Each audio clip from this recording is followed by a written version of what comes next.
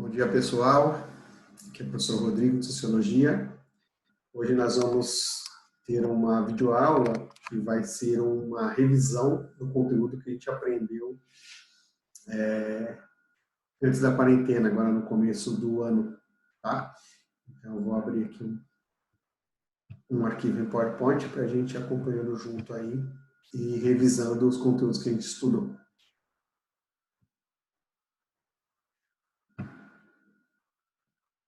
Bom, então vamos lá. O conteúdo previsto para o primeiro bimestre em Sociologia, no segundo ano, é para tratar sobre a questão da diversidade social brasileira. Então, a gente já começou a estudar isso e já percebeu, né, que o Brasil é um país que tem uma diversidade social muito grande. E o que seria essa diversidade social? Então, a diversidade social é uma multiplicidade de elementos que coexistem numa sociedade.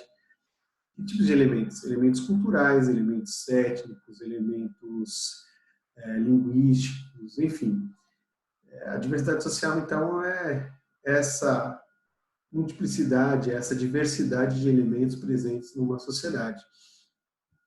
E se a gente for parar para pensar, né, nessa questão dos diversos elementos que coexistem na sociedade brasileira, né, a gente vai ter uma infinidade de manifestações, de expressões, seja em relação às etnias, seja em relação à cultura, né, por exemplo, aos tipos de alimentos, aos tipos de músicas, aos tipos de festas. Eu listei alguns aqui, né? O Brasil é um país que apresenta uma grande diversidade social. Alguns exemplos aqui. Então, a formação do nosso povo, né, étnica.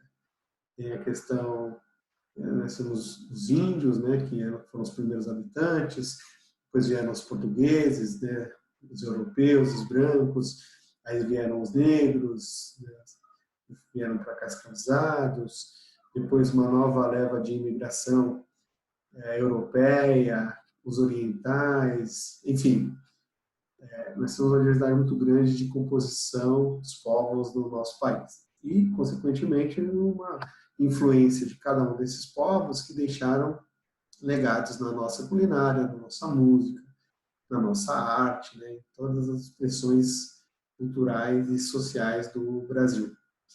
Então, temos diversas religiões que coexistem, temos diversos tipos de estilos musicais, temos diversas linguagens que estão presentes nas várias regiões brasileiras.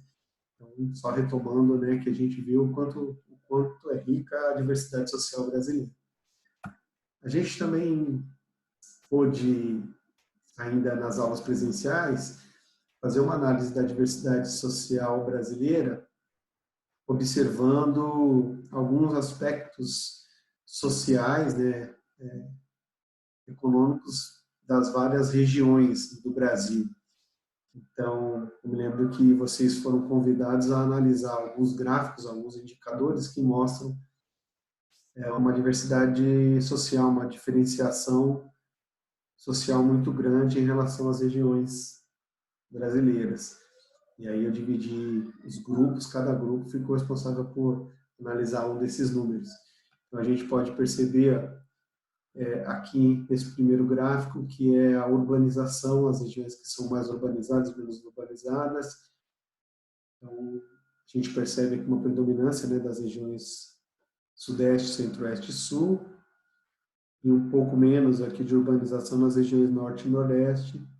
Então a gente pode analisar esse gráfico de analfabetismo. E aí a gente percebe, né, sempre tem um índice do Brasil aqui, o percentual brasileiro, e como as regiões elas estão posicionadas. Quando a gente olha região por região, como esse indicador aparece. Então, a gente já vê aqui, ó, que em relação ao analfabetismo, tem um índice muito mais baixo no sul e no sudeste, e no norte, principalmente no nordeste, tem um índice muito mais alto do que a média nacional e do que nas regiões sul, sudeste e centro-oeste.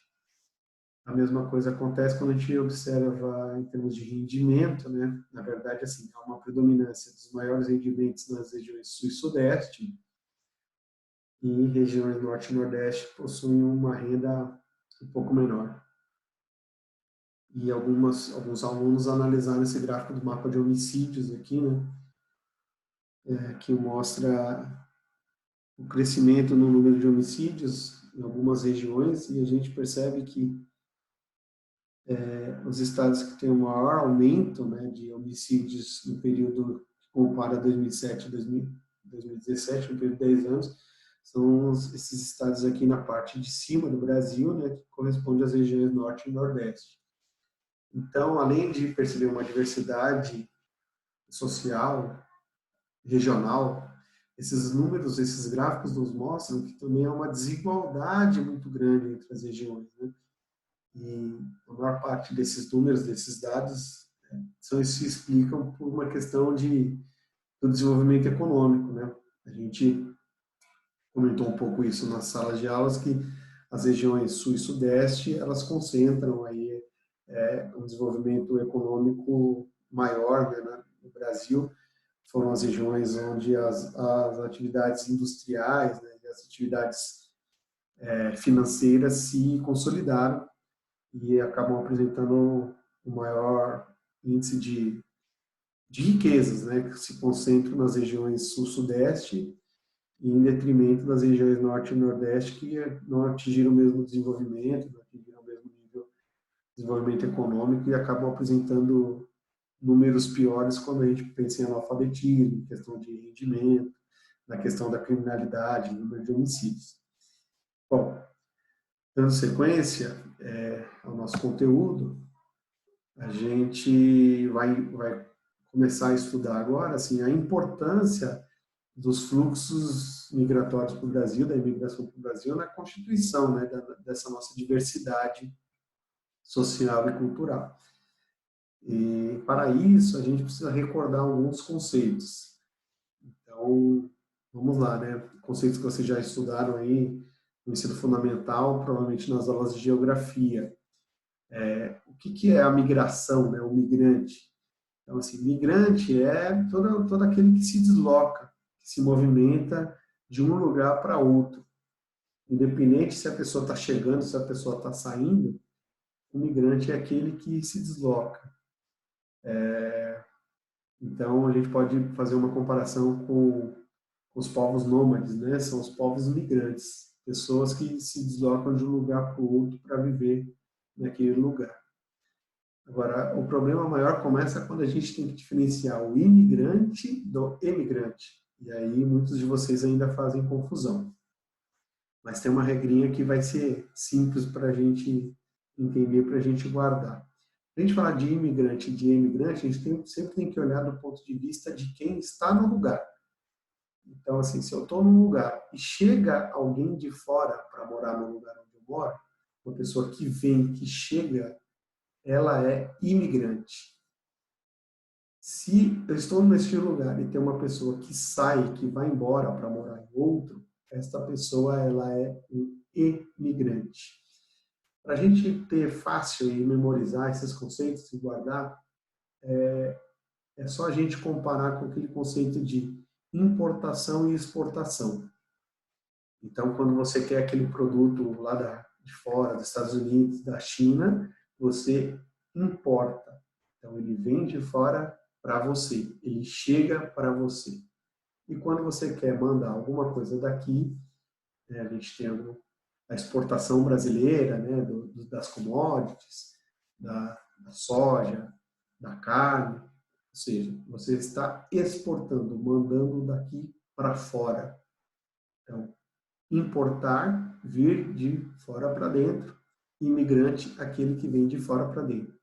Exportar, mandar algo daqui para fora, e emigrante é aquele que sai daqui e vai para outro lugar. Ok?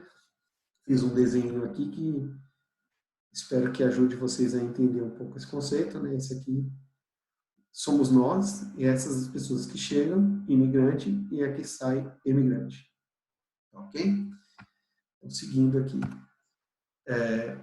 Para a gente falar sobre a questão da imigração, né, a gente precisa pensar o seguinte: sempre tem em vista assim, quais são as causas da migração? O que faz com que uma pessoa ela saia do seu lugar de origem e vá buscar outro lugar para morar?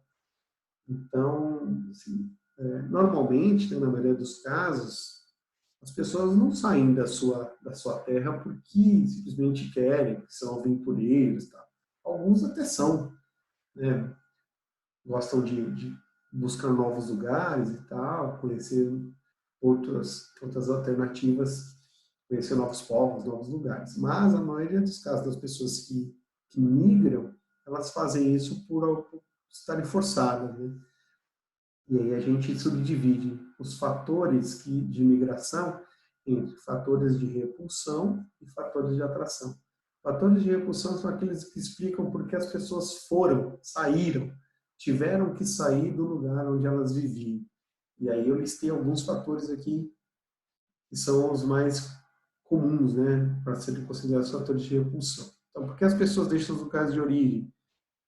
Por condições socioeconômicas, né, dificuldade financeira, falta de emprego, de trabalho, de alimentação, de moradia. As pessoas deixam seus lugares de origem por conta de guerras, de conflitos armados, bélicos, né? Isso é um grande fator de repulsão, que faz com que as pessoas deixem seus lugares de origem. Umas perseguições, né? Casos de perseguições religiosas, políticas, étnicas, culturais. Então, se a gente pensar aí, né, no contexto do nazismo, né, vários judeus tiveram que abandonar, sair da Alemanha, porque havia uma perseguição em relação a esses povos. Desastres naturais e epidemias. A gente está passando por uma epidemia agora, né, mas quando a epidemia é localizada, né, às vezes as pessoas saem daquele lugar para se livrar daquela epidemia, daquela contaminação. Não é o caso do Covid-19, que está espalhado pelo mundo todo, né? Quais são os fatores de atração? O que leva as pessoas a irem para os locais de destino, os lugares que elas vão? Aí você vai ter uma relação direta, né? Se você tem... Opa, sumiu aqui, vamos voltar. Se você tem um fator de repulsão, que é uma condição econômica, as pessoas, o que vai atrair as pessoas para aquele lugar são melhores condições, né, de oferta de emprego, de alimentação, de moradia, de salário. Se as pessoas elas fogem de lugares que estão em guerra, então elas vão procurar lugares que têm paz, que têm mais liberdade. No caso das perseguições, né, lugar que tem maior tolerância. Então, é uma relação direta, né? As causas que levam as pessoas a saírem dos seus lugares de origem e a escolha dos lugares para qual elas vão. Dificilmente uma pessoa vai sair de um lugar que ela tem uma dificuldade econômica, uma falta de trabalho, e vai para algum lugar que ela também vai encontrar essa dificuldade, né? Ela vai buscar um lugar que vai oferecer uma melhor condição para ela. Beleza? Bom, então por hoje era isso. Espero que vocês tenham recordado o nosso conteúdo, tenham entendido alguma questão que tenha ficado em aberto. E agora a gente vai dar continuidade ao nosso conteúdo aí nas próximas aulas, tá ok? Muito obrigado a todos e até mais.